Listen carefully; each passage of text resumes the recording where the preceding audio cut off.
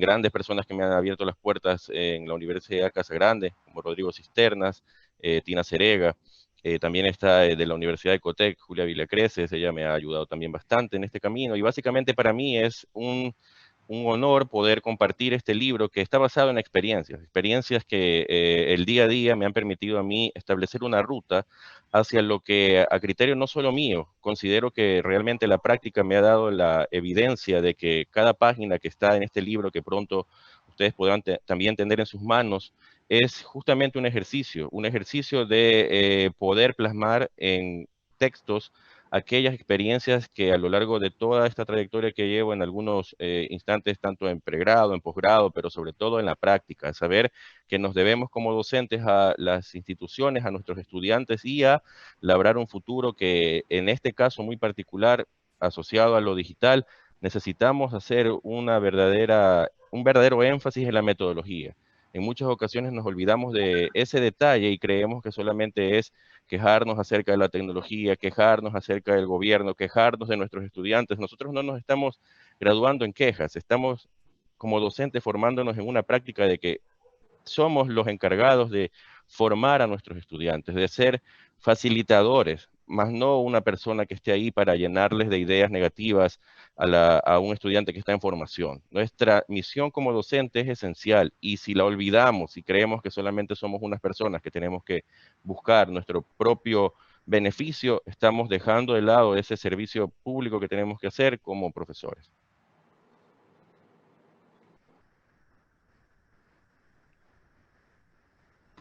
Muchísimas gracias, Jorge.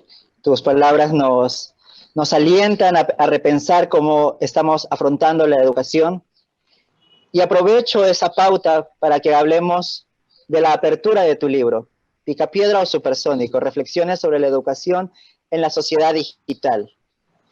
Consulto en este caso, como especialista, Lisbeth, cuando hablamos de sociedad digital, transformarse, innovar o morir, descrito por Jorge, suele leerse muchas veces como una frase prediseñada en los proyectos de innovación. ¿Qué opinas sobre esto y cómo podemos introducirlo a lo que nos ha presentado nuestro querido autor? Creo que es importante que nos enfoquemos o que analicemos el término pedagogía digital. Hoy en día podemos decir qué son las pedagogías digitales, a qué nos estamos refiriendo. Pues esto tiene un conjunto de recursos humanos, tecnológicos y materiales dedicados a los procesos de enseñanza-aprendizaje. Al aprendizaje como tal, el adquirir nuevos conocimientos y competencias que integran el uso de lo digital, ya sea que lo hagamos de manera presencial como de manera virtual o bien de manera híbrida. Entonces, esto va a promover la manera y las formas de enseñar, aprender y trabajar. Entonces, viene aquí el dónde está la innovación. ¿Realmente tenemos que trabajar de lo nuevo o podemos utilizar lo ya creado? Entonces, va más allá, es el de las herramientas como tal, es la metodología en que nosotros podamos aplicar. ¿Qué nos puedes decir, Jorge?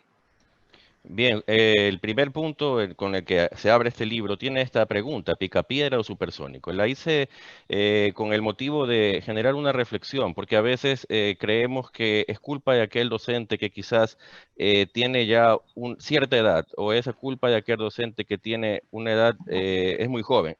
Eso es realmente el verdadero problema, poner ese sesgo. He realizado varios estudios, incluso creo que aquí también está Jairo y Narcisa, que son dos maestrantes de Ecotec, con los que hemos empezado a investigar con profundidad en nuestros lugares de trabajo qué ocurre con esto de las competencias digitales y realmente estamos viviendo una era de picapiedra o por estar conectado en Internet ya somos supersónicos realmente. Tener una computadora, tener el celular de última tecnología no te hace realmente experto o aquella persona que puede decir que lo puede resolver todo con el teléfono de última generación.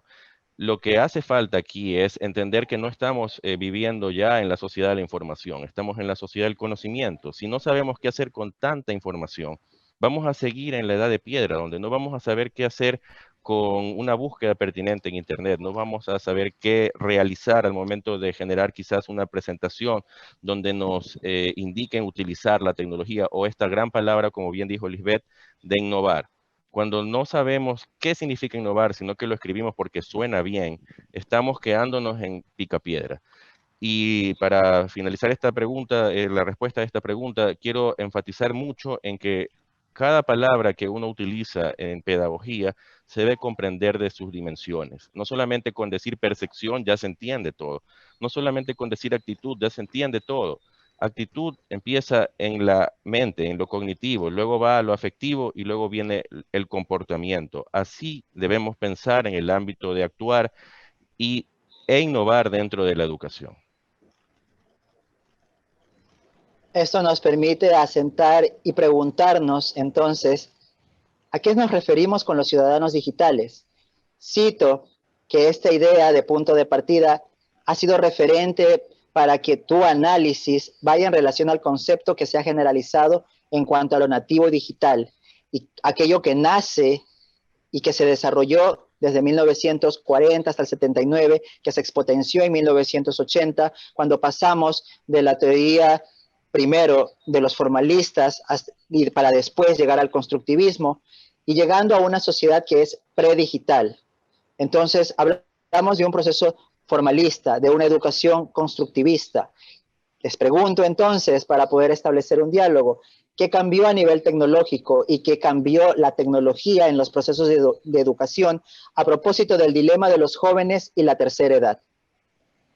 Sí, justo ese dilema yo lo planteo porque cuando arrancamos con teorías y la dominamos, puede ser que estemos en el ámbito del constructivismo muy afianzados en nuestras prácticas y ahora que estamos volcados netamente a lo digital, quizás por obligación, debemos comprender lo siguiente, que hay que empezar a revisar las bases del conectivismo, que es realmente lo que se está viviendo ahora. Decir constructivismo no está mal, pero el conectivismo justamente es pensar en que estamos haciendo ya redes de aprendizaje a través de la tecnología, a través de lo digital. Y hablar de la edad y sesgarla como, si tienes, como dije hace un momento, tal o cual edad, ya no puedes llamarte alguien perteneciente a una época digital, es una equivocación también. He tenido la oportunidad de realizar estudios no solamente a una muestra pequeña, sino a un número ya importante de personas, y existe siempre el factor contextual. Conocer los años en la teoría que se puede aplicar quizás a Estados Unidos, a Europa, donde te dice de tal edad o de tal año a tal año eres tal etiqueta, aquí en el ámbito ecuatoriano eso es una equivocación. Nosotros debemos pensar en que el contexto es lo que marca. Unos resultados que nos llamaron mucho la atención en una tesis que estaba guiando era justamente entender que había un número de personas que ya pertenecían a la tercera edad y tenían un nivel de competencias digitales medio y alto, incluso superior a estudiantes que estaban en pleno proceso formativo de licenciatura. ¿Cuál fue la respuesta a eso? ¿Qué permitió entender? Que si yo tengo el deseo de prepararme, si yo tengo el deseo de superarme, incluso por un objetivo que quizás no sea vinculado a la educación, sino a mi familia, por ejemplo, estas personas que ya cumplían, que ya estaban en el ámbito de la tercera edad, tenían competencias altas y medias. ¿Por qué? Porque en la interacción con sus nietos o nietas, necesitaban eso, justamente jugar con ellos, conectarse, estar interconectados en el sentido de utilizar bien la tecnología para establecer ese diálogo. Y ese para mí es el punto, que ese dilema del ciudadano digital no te enmarque en una edad o a sesgar todo a lo que otra teoría en otro contexto está diciendo. Si hablamos entonces de los contextos, entonces, ¿cuál es la fuente de todos los males de esa sociedad? ¿Qué es lo que se busca aprender a manejar en la tecnología? Quizás sería importante que esto se explique, pues se está poniendo de moda debido a las condiciones por las que estamos atravesando, precisamente el apego, despego, la brecha generacional tecnológica. Sería importante explicarlo desde los aspectos pedagógicos. ¿Cuál es su vínculo? ¿Qué es entonces lo que se pretende tratar de transmitir, hablando exclusivamente de la necesidad de impartir la ciudadanía digital en nuestros estudiantes? La necesidad de impartir, que también la tengo como un eje conductor, está en que no podemos como docentes pensar solamente en los objetivos primarios de nuestra materia. Digamos que yo doy una materia como lenguaje, y si yo considero que por obligación tengo que usar alguna plataforma, tengo que conectarme a alguna cuestión para tomar lista, y me mantengo ahí y no me doy cuenta de que puedo generar conocimiento a través de la aplicación de alguna metodología conectivista en mis estudiantes, ya estoy cometiendo, estoy desconectado. Porque si yo me olvido y creo que solo soy una isla en mi materia y no pongo en práctica la tecnología, voy a seguir siempre dando vuelta a un libro de texto en el cual no da lugar a una innovación. La necesidad de impartir es también hacer redes. Si yo puedo trabajar a través de un proyecto, por ejemplo, de aprendizaje basado en proyectos, con otra materia que a criterio quizás a simple vista no tendría nada que ver, pero yo tengo que acordarme que estamos formando a personas para que para que tengan una visión de sociedad estable. Puedo hacer un nexo con otra materia, puedo generar mini proyectos que pongan en práctica el intelecto, la capacidad de los estudiantes para que puedan sentir lo siguiente, que están aprendiendo de verdad, porque una de las barreras más grandes a las cuales nos estamos enfrentando es que muchos estudiantes consideran que están perdiendo el tiempo, porque se tienen que enfrentar a un examen para ingresar a la universidad. Y ese examen tiene un número de preguntas predeterminadas, prediseñadas, que alguien dice, las necesito saber porque solo eso me interesa. Ese es un problema muy grande y nosotros como profesores tenemos que entender que esa necesidad de formar no es solamente formarte en apréndete o sabes la respuesta a estas 100 preguntas, porque así no es la vida. Lisbeth, ¿qué nos puedes comentar respecto a ello? La verdad, yo puedo decir que como docentes tenemos ese rol de ser más que un profesor que transmite conocimiento, es aquel tutor, guía, que encamina ese proceso. Entonces, debemos de dejar de lado eso de en qué etapa estamos, si somos de la generación X, si somos de la generación Z o la generación Y, sino de hablar de un ciudadano digital como tal, o sea, como una persona y sin importar la edad que empieza a integrar las tecnologías en sus procesos de aprendizaje. Tengo una pregunta para Jorge. En el siguiente capítulo tú hablas de esta cuarta revolución. Bueno, para entrar un poco en contexto, tenemos la primera revolución, que es cuando aparece la máquina a vapor. La segunda revolución como tal, ya tenemos la electricidad, el bombillo, el uso del telégrafo, entre otros. La tercera revolución como tal, ya aparece la computación. Pero hablamos de una cuarta revolución. ¿Qué puedes decirnos de ello? En el capítulo que yo he titulado El problema de la desconexión, es básicamente entender que estamos en un ámbito en el cual nos enfrentamos a otros fenómenos. Hay fenómenos que eh, tienen nombres muy particulares, entre ellos está el asunto de la posmodernidad, que en el ámbito de las creencias, en el ámbito también de las formaciones y de cómo la persona actúa, es básicamente estar desapegado de muchos sentidos, ver a lo anterior como lo caduco. Y estamos en un problema serio porque la cuarta revolución involucra que realmente podamos generar conocimiento. Y si estamos enseñando para que la persona replique algo o se lo aprenda de memoria o para que sea mecánico, estamos volviendo a lo mismo. Seguimos en una etapa en la cual solamente planteamos que el individuo repita. En cambio, la cuarta revolución lo que provoca es que nosotros seamos productores de conocimiento, que seamos, digamos que si lo pongo desde el punto de vista de la comunicación, que seamos prosumidores, que estemos en esa capacidad de consumir información, pero también producir.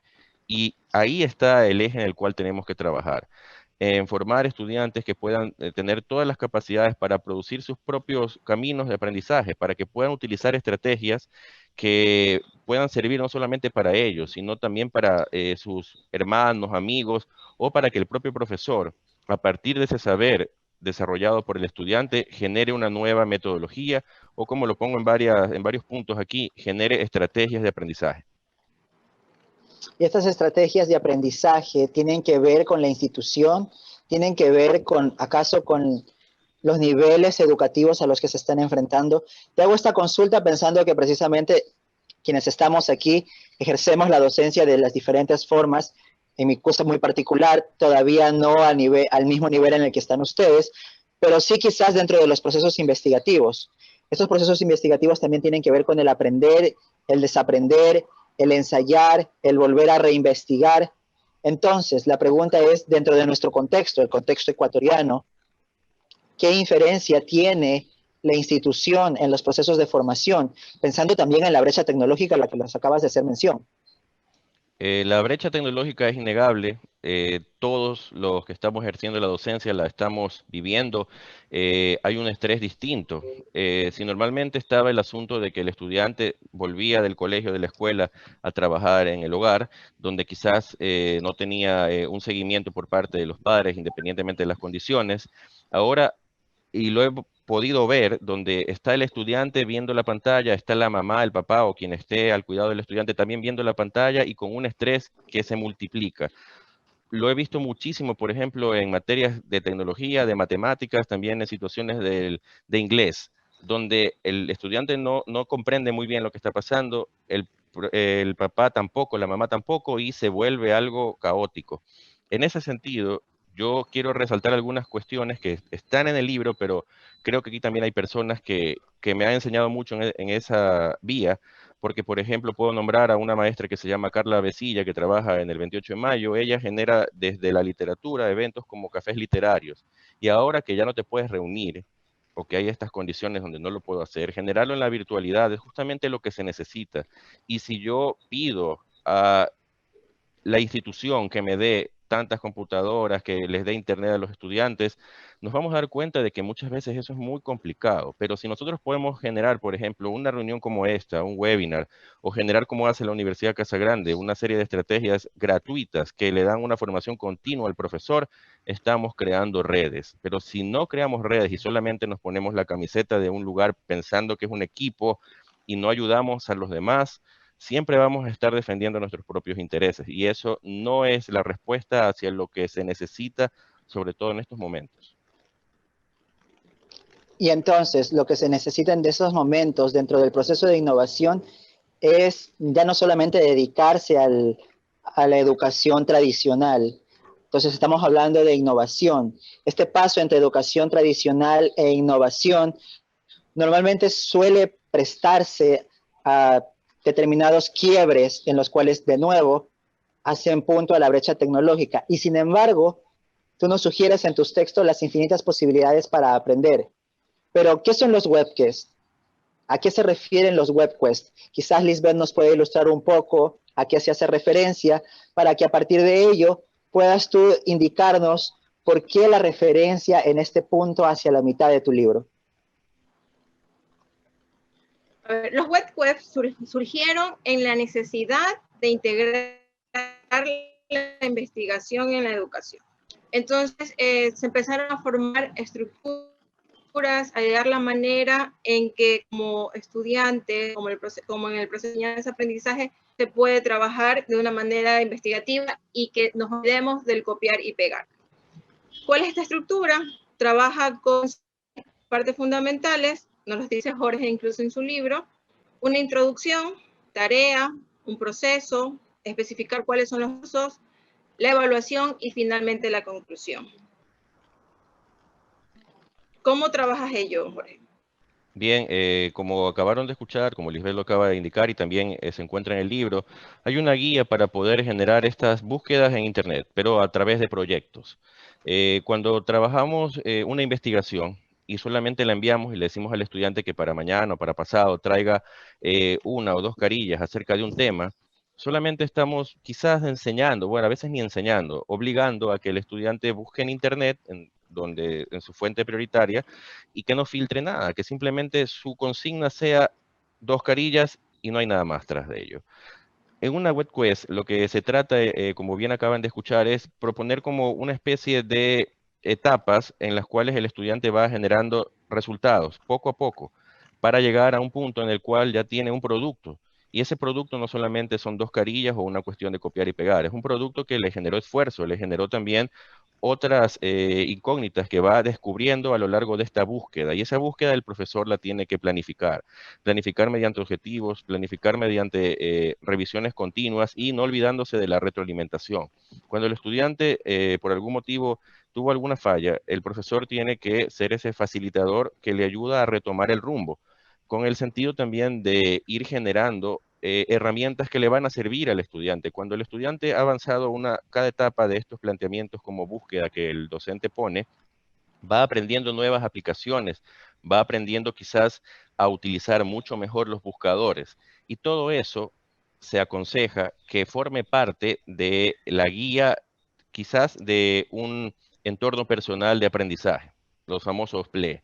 Cuando el estudiante empieza a recuperar toda la información, a tener sus aplicaciones, a ponerlas en sus favoritos o a crear un espacio con la guía del docente, puede ser un blog, un Wix, genera ese repositorio para, como herramientas, digamos que es su herramienta para poder solucionar problemas. Estamos enseñando no solamente a que cumpla una tareita, sino a que pueda aplicar esas herramientas para su vida, para las otras materias, en definitiva para su formación.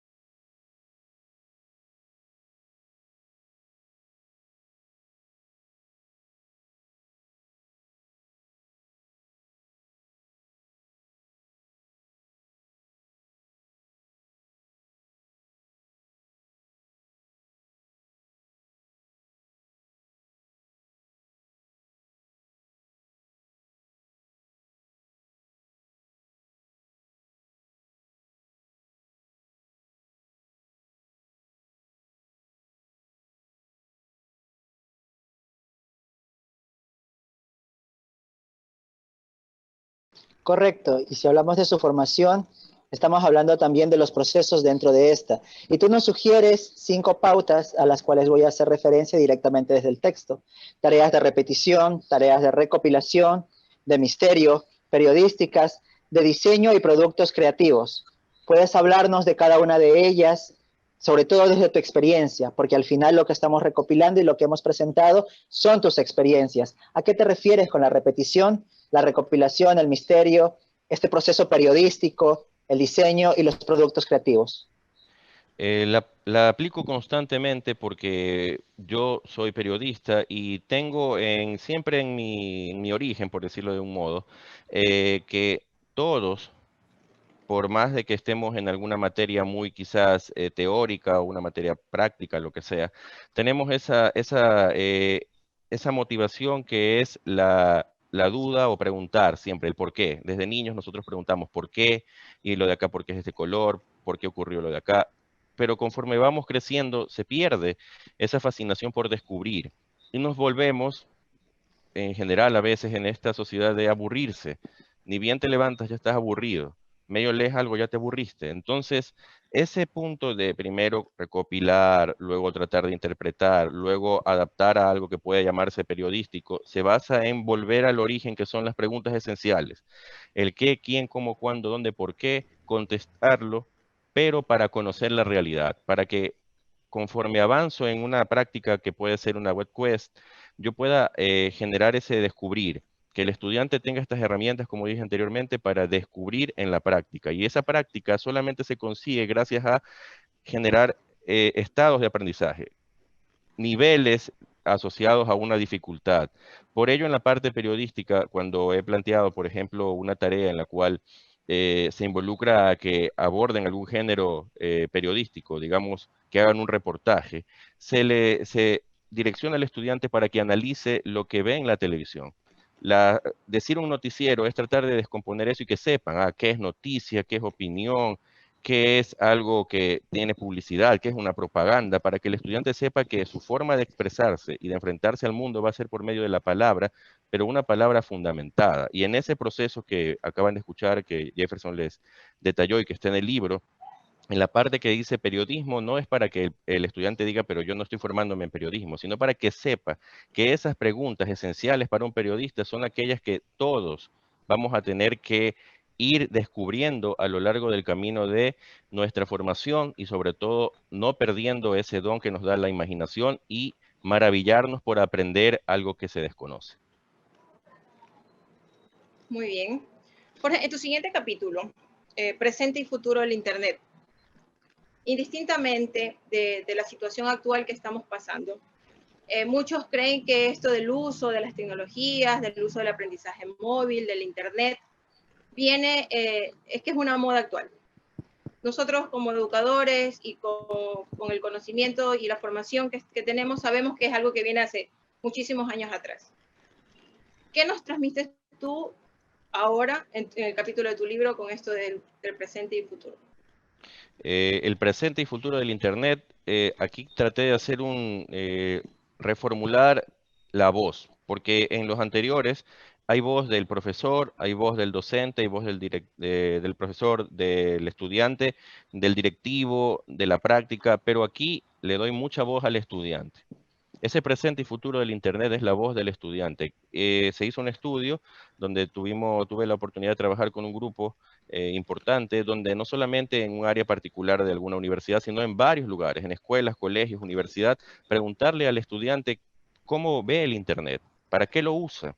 Y si bien había unas respuestas que alguien puede decir son obvias, de la parte del entretenimiento, para estar al día en cuestiones que sean muy particulares de los gustos de cada quien, el futuro nos sorprendió a todos los que estábamos dentro de ese proyecto, porque el estudiante afianzó ciertas, que se podrían decir hasta inventos, una posibilidad de, por ejemplo, ya comunicarse en una misma lengua, tratar de tener una aplicación en la cual utilicemos todos el mismo lenguaje, generar lo que ahora ya se hace mucho, que es los webinars.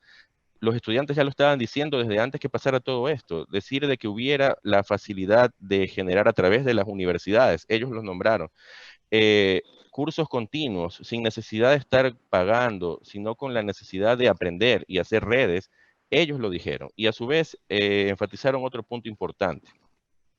Si bien a veces el problema viene de fondo, de una concepción estatal que a veces está muy ligada a querer replicar algo de otro país, ellos entendieron que la realidad nacional es algo que debemos de comprender desde nuestros hogares. No solamente seguir a alguien que nos va a vender una pastillita para creer que la felicidad es simplemente seguir un color o ponerse una camisa. Los estudiantes dijeron que necesitan hacer una unión, que no haya esta separación entre mi colegio, tu universidad, tu universidad, sino que todos caminen hacia a entender que la educación es la verdadera clave para poder distinguirnos del resto, para no sumirnos en niveles donde Ecuador es el país más corrupto, Ecuador es el país que tiene peor nivel de comprensión de lectura. Eso los estudiantes dijeron con sus propias palabras que les daba vergüenza. Y nosotros como docentes no podemos echarles la culpa a ellos. Tenemos que todos caminar hacia ese mismo sentido, que en nuestro caso va a ser dejar en alto el país por medio de ¿qué? Del conocimiento, y el conocimiento es educación. Muy bien. Regresando exactamente a lo que dijiste, a ver, en la redacción nos dicen que los alumnos manifestaron diferentes criterios sobre cómo utilizan el Internet. Coincidieron con el entretenimiento, la comunicación y el desarrollo de investigaciones. ¿A qué se refieren ellos como tal? Eso lo conecto también con la parte del siguiente capítulo, porque hay una palabrita muy importante que para el estudiante es muy válida, que es la palabra club. Cuando tenemos en nuestra mente club, nos ponemos a pensar en grupos, y estos grupos los estudiantes lo asociaban a poder investigar, por ejemplo, en conjunto, no el típico trabajo grupal donde lamentablemente a veces tenemos a personas que dicen, no, pero es que siempre trabajo yo, el de acá no trabaja, a eso no se referían. Lo uní con la estrategia que el ministerio puso en práctica ya desde el 2012, pero que se fue diluyendo, que era tratar de repotenciar el asunto de los grupos, los clubes de ciencias, pero con el objetivo, por ejemplo, de generar investigación. Yo creo que una de las falencias muy fuertes dentro del ámbito, no solamente del estudiante, sino también del docente, está la parte de investigación, porque estamos muy ligados a que la investigación sea por una obligación. Y todos sabemos que las cosas por obligación, normalmente, si no sentimos pasión por aquello, no se hacen bien. Y peor si en lugar de motivarte con alguna, no voy a decir recompensa, sino con algún incentivo a que sigas investigando, lo que tienes es un carácter de que si no haces eso, tienes esta sanción, si no haces aquello, te va a ir mal. Todo eso es miedo. Y el docente vive mucho en eso. El estudiante se daba cuenta, cuando tiene que hacer una investigación, se daba cuenta de que si el profesor se ponía como verdugo, odiaba investigar. Y también le pasa lo mismo al docente, pero de eso creo que hablaremos más adelantito con otro capítulo que ya vamos a abordar. No dudo que hablaremos de ello en otro capítulo. Pero entonces te consulto, y esta es una pregunta que nos hace Gabriela Samaniego. Ahora se habla mucho del aprender haciendo, y me parece que es pertinente precisamente con lo que acabamos de decir. Pero en las universidades en general, y esto cito lo que ella comenta, no lo cumplen, digámoslo en términos coloquiales, a rajatabla. ¿Por qué creen que se da esta situación? ¿Por qué lo crees tú como autor y que das estas propuestas? Y también se lo consulto a Lisbeth como educadora. ¿Por qué creen que se da esta situación? Sí, a ver, Lisbeth, primero, de ahí luego voy yo. La ¿Se verdad escuchó? es un proceso de constante cambio, perdón. ¿Continúa? Sí, Ahí sí. sí, Sí, continúa. perfecto. Continúa. Perdón, pensé que no me escuchaba. Es un proceso de constante cambio en el que se involucran todos estos autores, ¿no? A veces creemos que es solamente una cuestión de relación docente-estudiante, pero va más allá, va involucrando diferentes actores. ¿Quiénes son estos actores? Pues independientemente del nivel educativo, dependiendo del mismo, va desde los padres de familia, los directivos, la comunidad en general. Y ahí es donde viene la institución como tal. Sí, justamente el enfoque de comunidad educativa es el que a veces se pierde. Una investigación, cuando es solamente cumplir con una carilla o con una cuestión de copiar y pegar, se vuelve repetitivo y no genera ningún aporte. En el ámbito de lo que planteó Jefferson, debemos de pensar en que como profesores, la ruta aquí está en ver al estudiante también como alguien que puede generar conocimiento, no como aquella persona que a lo mejor solamente está para recibir saberes y repetir algo, sino como un grupo. Es una de las experiencias más gratificantes, es cuando se cree en un proyecto dentro de un aula, quizás en un semestre, y se tiene un producto al final que aporta a la sociedad o aporta también al crecimiento profesional del estudiante. He tenido el orgullo de haber podido trabajar libros con los estudiantes que están en la Universidad de las Artes en la carrera de literatura, donde el estudiante incluso desde la nivelación ya tiene un libro que tiene ahí su nombre como autor.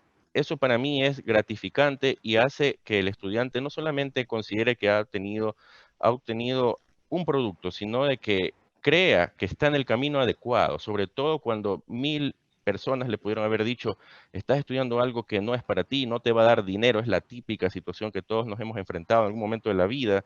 Cuando el estudiante, por medio del aprendizaje significativo y de realmente hacer y aprender mientras lo vas ejecutando con la guía del docente, llega a ese punto donde dice, yo soy autor, yo soy investigador, yo lo puedo hacer. Eso creo que es lo que se necesita. Y este yo lo puedo hacer, soy capaz de, nos da la impresión de que todavía no termina de ser convencido dentro de la mente de quienes se están dedicando a aprender. Y esto lo consulto por una pregunta que nos llega desde las redes sociales, que esto se está retransmitiendo también en ellas, en donde nos consultan en este momento que se está trabajando desde la virtualidad, ¿por qué insistir en el trabajo colaborativo? ¿Cuáles son los pasos que tiene que realizar un docente para que, en caso de ser necesario, de nuevo, trabajo colaborativo, pueda ejecutarse de la mejor manera? Y pienso en esta pregunta a propósito de lo que comentaba del siguiente capítulo, que es la educación ambiental, que tú nos comentas que es una tarea de todos a partir del generar una conciencia global sobre el cuidado de no solo el medio ambiente, pensando en este como un entorno natural, sino como también un entorno social. El entorno social creo que es la clave para la comprensión de por qué elegí poner este capítulo y no seguir hablando quizás de las competencias digitales o del ámbito tecnológico. Para mí, si nos olvidamos del factor humano, del factor que nos rodea, que es el medio ambiente, estamos también arando en el mar, porque gracias a la experiencia que tuve trabajando en el Ministerio del Ambiente y también con varias personas que luchan día a día por formar en el ámbito del cuidado del medio ambiente, tuve la experiencia de poder generar algunas estrategias, sobre todo con los educadores ambientales del Ministerio del Ambiente, donde entendíamos que ahí estaba la clave de la colaboración. Yo no puedo simplemente pensar en mi aula. Si mi aula fuera el universo, genial, pero mi aula es una islita ahí. Si yo cierro eso y no voy a ver qué es lo que necesita la sociedad, nunca vamos a progresar. Entonces, romper esa barrera invisible que a veces hacemos nosotros mismos y generar un vínculo colaborativo con instituciones que están trabajando día a día, en el caso de aquí que puse el factor humano y ambiental, como el Ministerio del Ambiente, es realmente tenderle la mano o ayudar a ese trabajo macro que es lo que todos tenemos que hacer, encontrarle el sentido a que nuestros recursos se están acabando y que tenemos que utilizar nuestros conocimientos, la tecnología para cuidarlos, porque de lo contrario seguiremos aumentando ese abismo de simplemente pensar en lo que a mí me interesa, lo que yo quiero y lo que le pasa al de al lado o a mi vecino no importa. Por ello yo enfatizo mucho no olvidarte de el humano, del ambiente y de colaborar, de hacer redes con otras instituciones desde nuestras aulas. Muy bien. Jorge, ya para conectarnos al siguiente capítulo. A menudo se asume que es el estudiante quien abandona el proceso. Sin embargo, cada vez es más frecuente que el profesor, guía o evaluador se retire de su función. El monstruo de la tesis vence a todos. El monstruo de la tesis, no sé si aquí estar mi gran amiga Dolores, ese monstruo al cual también nos hemos enfrentado todos en cualquier punto de la vida, cuando nos da hasta miedo a veces escuchar esa palabra, el trabajo colaborativo y la confianza en nuestro saber y en nuestro aprendizaje es para mí esa manera de vencer esos miedos a escribir académicamente, a investigar o a plantearte hacer un documento bastante extenso. Si tú sabes y conoces las variables de investigación, si conoces la metodología, puedes avanzar. Y el otro problema va a ser de que no te sientas solo. Puede ser que tu tutor a lo mejor no sepa sobre ello, pero puede ser que ese tutor sepa esto de trabajo colaborativo y le llame a un colega y le diga, tú sabes sobre este tema, por favor ayúdame. El colega puede ser que también tenga alguna falencia y te diga, ya, tú ayúdamelo de acá, yo te ayudo en lo de acá y sigamos ese camino. Lo he puesto en práctica a lo largo de mi experiencia como guía y tutor de posgrado. En la Universidad de Casa Grande hacíamos una red colaborativa donde cada tesis era, no es que me pertenecía una a mí, la otra a Dolores, la otra a Sabina, no, cada persona sabía que el camino era tener esos maestrantes ya en el ámbito productivo y nos ayudábamos, era realmente jornadas intensas, pero todos sabíamos que teníamos que darnos la mano y caminar hacia perder ese miedo, hacia alguna cuestión que a lo mejor alguien no sabe, a ese miedo de la tesis y al final realmente lo gratificante es ver esa luz en la sustentación donde una persona realmente está parada ahí y dice, yo soy experto en esto, el jurado también es experto, pero estoy aquí para defender lo que me ha costado 6 meses, un año, y genero un aporte a la sociedad. Creo que eso es uno de los grandes premios que te da este camino.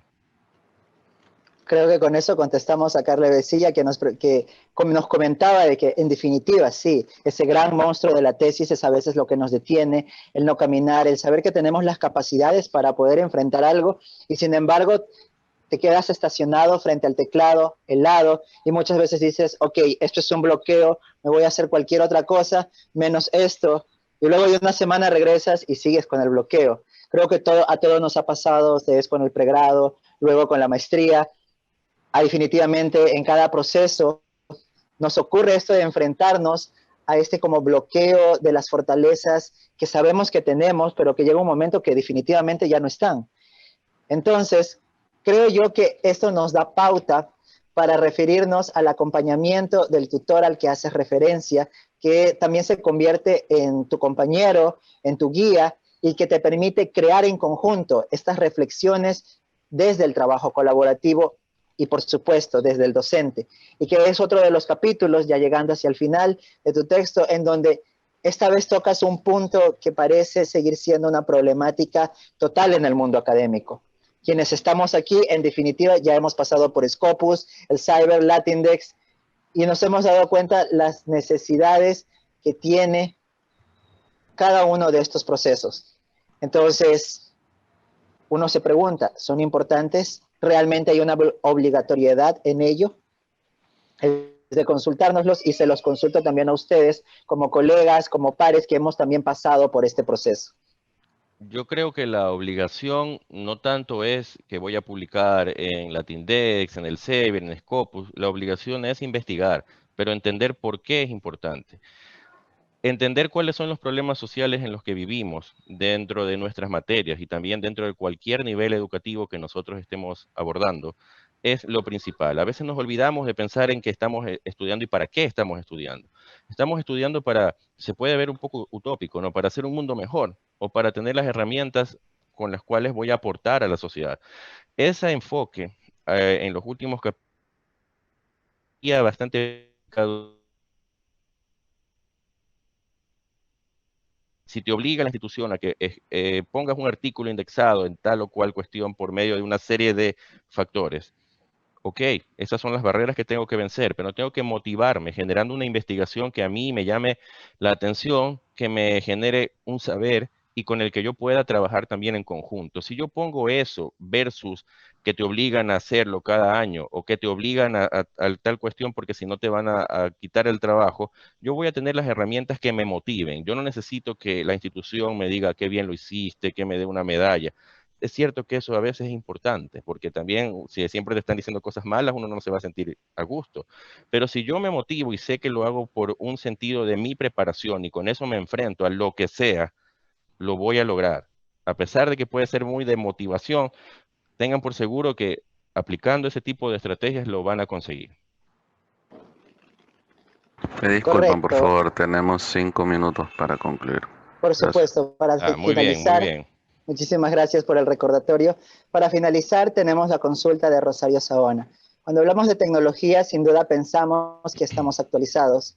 ¿Qué pasa cuando no existe la pedagogía con estos conocimientos a los estudiantes? Y también aprovecho ello para contestar una pregunta anterior, que quizás sí, esto puede parecer un diálogo, un poco de cuento, tal vez quizás desde la experiencia, pero de nuevo, reiterando la pregunta de Rosario, cuando hablamos de tecnología, pensamos que estamos actualizados. Para cerrar este proceso y por supuesto invitarles a que a partir de la semana del 5 en todas las librerías locales y también a través de Google Play puedan adquirir el libro, los dejo con esta reflexión.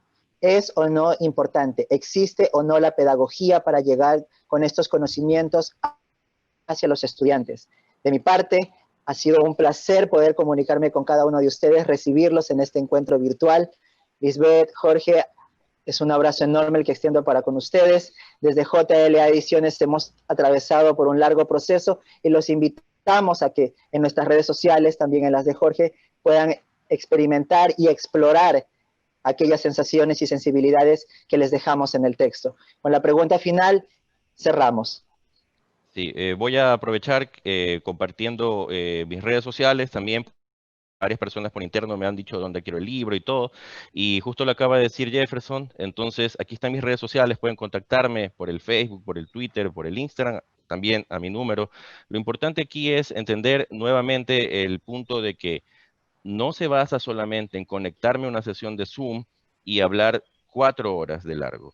Se basa en que yo sé que si yo planteo mis objetivos pedagógicos al inicio, esos objetivos son mi hoja de ruta y esa hoja de ruta yo tengo que como profesor adaptarme al contexto y decir, a ver, si tengo que en la primera unidad lograr que el estudiante tenga o desarrolle tal o cual habilidad, encuentro en el bagaje de situaciones que me da la tecnología aquellos caminos para que el estudiante realmente aprenda, más no a que sea alguien que esté sentado en una computadora escuchando un monólogo que a veces ni siquiera aporta nada, porque hay gente que a veces me cuenta y me dice, parece que esa clase fuera la vida de tal profesor módulo 1. Eso hay que dejarlo a un lado. Hay que enseñar al estudiante en este asunto de estar sentado en la computadora a que sepa que está aprendiendo algo para la vida.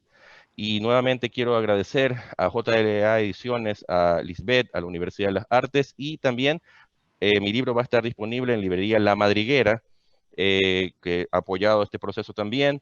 Y como dijo Jefferson, va a haber algunas situaciones, algunas sorpresas en las redes sociales, en @jtigrerov, va a haber un sorteo el otro sábado, igual lo voy a ir diciendo poco a poco en expectativa en el Instagram.